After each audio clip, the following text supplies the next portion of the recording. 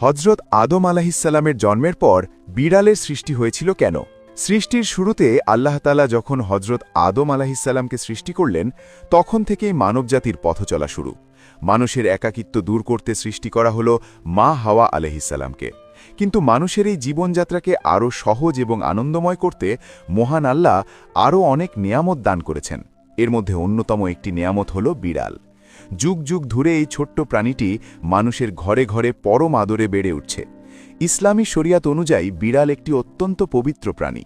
হাদিস শরীফে নবী করিম সাল্লাল্লাহু আলাইহি ওয়াসাল্লাম বিড়ালকে বিশেষ সম্মান দিয়েছেন।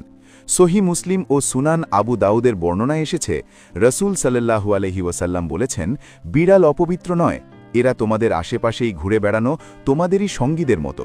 এই হাদিস থেকে স্পষ্ট বোঝা যায় বিড়াল ঘরের ভেতর চলাফেরা করলে কোনো সমস্যা নেই। এমনকি বিড়াল কোনো পাত্র থেকে পানি পান করলে সেই পানীয় না